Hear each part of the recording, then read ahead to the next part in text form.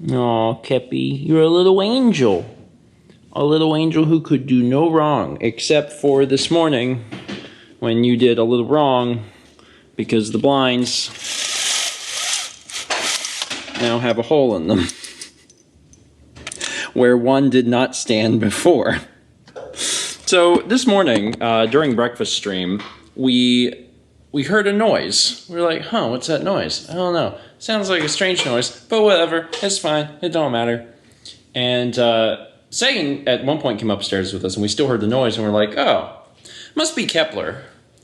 Kepler doesn't do anything, so whatever. And after breakfast stream, well, no, it was during breakfast stream, I came down here and I realized he had actually torn some of the blinds off of the window there.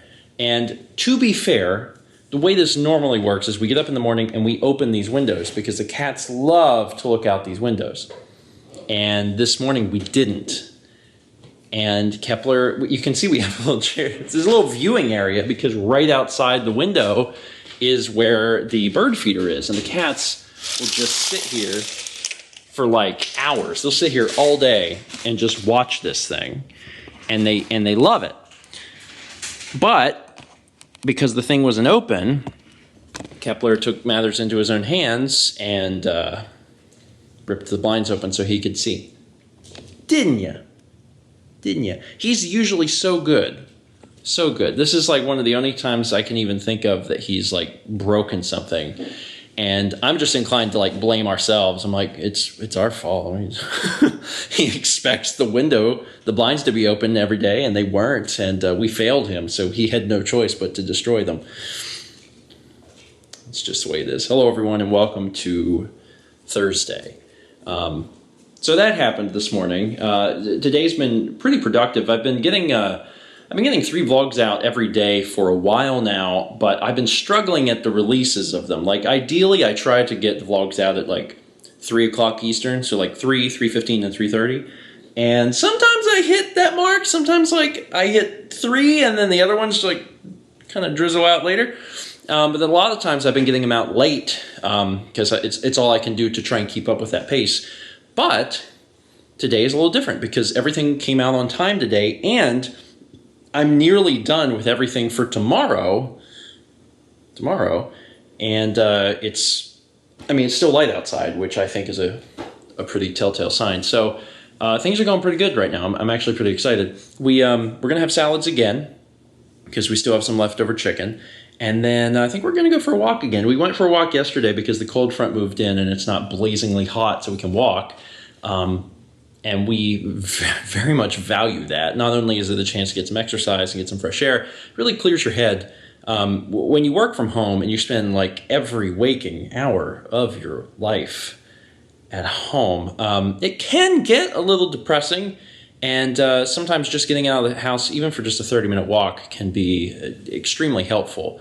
There are certainly pros to working at home and being at home all the time, but along with those pros come some cons that you may not consider.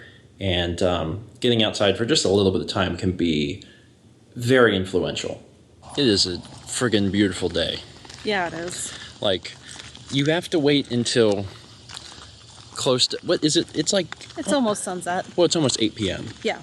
You kind of have to wait until almost 8 p.m. But around 8 p.m. is good. I mean, it won't be like that forever. Eventually 8 p.m. will be pitch black. But we got a little while until that happens, right? Yeah. Because we're only now getting into fall. Yeah. I mean, it's still summer. Oh, yeah. Well, it's past the solstice. That's specifically what I'm trying to say. So yes. We're getting less light. Yes. So we'll get there. We'll get there. But for now, 8 p.m. is still nice and light, and it feels nice. And again, this temperature is wonderful and a really, really nice way to clear my head. So this evening I was working on vlogs, and I actually finished everything I wanted to do for tomorrow, and then I was like, okay, I have time, I'll go ahead and pull in the footage for one more. I'll work on one more vlog before bed. Well, it turns out it was June 2nd, which is the Haircut 2 video. And when I pulled it in, I was like, oh god. this is going to be a doozy. And like when I shoot the footage for this, I don't have a plan. I just shoot footage with the intent of making a song later. So there's no plan other than I'm going to get some footage and then hopefully I'll know what to do with it. So I pulled it in at 11 p.m. is when I pulled all the footage into the timeline. And that was 11, and it is now 4 a.m. So I definitely stayed up a little late, but it's done. Like, start to finish, the whole thing is done. And I'm actually pretty proud of that turnaround time. I'm so proud of it that I actually put it at the end screen. I wrote 2-minute vlog, 5-hour production, because like the fact that I got it done, start to finish in 5 hours, is I feel fairly impressive. I've never had a turnaround quite that fast. I don't think my turnaround was that fast on the first Haircut song, and this one was way longer and harder. Yeah, it was wild. I figured I'd talk a little bit about it because it all happened very fast, and I was moving as quickly as possible because I have so many other things to do, and this was the bomb that I knew was hiding in here. Like, it's kind of a weird way of thinking about vlogs, but when you're behind, you remember the big ones that you have to edit, and I knew that this one was coming, and this one was the one I was really dreading, and by the time I was done with it, I was, actually really proud of it. But at 11 o'clock, I pulled the footage in, I took a look at it, and I was like, all right, I need to pick a song. So then I went to iTunes. I have the entire audio library, well, from a few years ago, downloaded, and I listened to a few things on shuffle, and I was shuffling through, and I was like, I don't know. So I went to the actual audio library that's got all the other stuff like updated, and listened to a few things, and I found something that struck me, and I was like, okay, yeah, I like that. It was a song called On the Run. I wanted to have something really fast-paced, and then I brought that into GarageBand, and the first thing I did was I needed to find the actual tempo, because GarageBand doesn't know the tempo. So there's like websites that you can go online where you can just like tap along to a song to figure out what the tempo is. So I did that, and I found out that the tempo was 160 BPM, and then I set that in GarageBand. And the advantage of doing that is that if you set that, then all of your bars and beats will be accurate to what they actually are in the song. So I did that, and then I could actually go open up a text edit file and write out like where the lyrics were going to go based on the bars and the beats, because I wanted to have so many lyrics and have it so fast that you can't really just hear it. You have to literally write down where the lyrics go, or you don't know where they go. So I would just I would look in GarageBand at where the bar was, bar 1, bar 5, bar whatever, and then write the lyrics that corresponded. And a lot of it's kind of trial and error. You can actually loop individual sections. So I would loop like 4 bars and just listen to it over and over while I wrote lyrics. And that is the most efficient way that I could come up with to do it.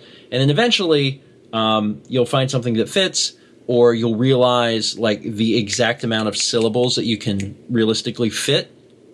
And then I ran with that. So the writing process, I wrote it in Discord. I think the writing process took 2.5 hours. Yeah, 2.5 hours for 58 bars. And then I had to record it. So I started the recording process, and recording took about 90 minutes. I was finished before the 4-hour mark, so the editing of the video took about an hour. The recording part was interesting because I ended up having to change lines because I could not physically say them. The song is very fast, and there are certain sounds that you cannot say quickly. One of the lyrics in here that I had in one of the early parts was, my lyrics and some scissors will put you all to shame. Well, it turns out that scissors is one of the hardest words ever to say quickly. It's worse when it's some scissors. So I tried it a bunch, and then I just had to change it to my lyrics are the clippers, because that k sound is easier to say quickly than the scissors sound. I tried it a ton. I could not do it. There's a few other lines in the song I had to change too because I could not physically say them. And like when I was writing it, I was like saying it along with the music, and there was a few that I was like, well, I can't get it, but I'm sure I'll get it whenever it's time to actually record it. And then of course when I was actually recording, I was like, no, this is literally impossible. A way that you probably could have done that is if you would have slowed the song down, and then got it all out, and then like sped everything back up to normal. But to be honest, I don't use GarageBand enough to even know how to do that, so I didn't bother with that. I was like, I'll just change the words. I'm on a deadline. So I had everything written and recorded. The whole song was done by 3, before 3. So that was 4 hours. And then I spent the last hour just basically putting the captions on and slowing the footage down, deciding where I wanted the cuts to go, and then applying the underwater effect. Yeah. But I'm proud of that. That was a very, very, very fast turnaround. And it's also a reminder that I am not going to be able to do haircut songs every single haircut. Like, holy crap. 5 hours is a lot of time when I'm already busy working on a lot of other stuff. 5 hours is pretty precious. So either the songs will be shorter or not all of them will have songs. I don't know. I'll probably kind of make them a little sparing because that's a wild amount of work. But it was fun. It was fun. It's nice to prove to myself I can do something, especially if I can do it quickly, and that worked out. Anyway, I'm going to go ahead and end it here because it is actually 4 a.m. and Mallory went to bed a while ago. She was like, "What are you doing?" I was like, "I can't stop. I have to. This is a complete thought that if I sleep is going to ruin. I have to finish this now." And she's like, "Okay." So she went to bed. Guess we'll have to do our Kit Kat challenge tomorrow. But I'm tired. We'll get some sleep. And tomorrow is the continuation of Mario Maker Story Mode. Because we did a stream 2 weeks back. And tomorrow we're actually continuing that. So I'm pretty excited. Should be fun. Anyway, that's it for today. Thank you so much for watching. I'm still talking fast. And let's meet back tomorrow, shall we?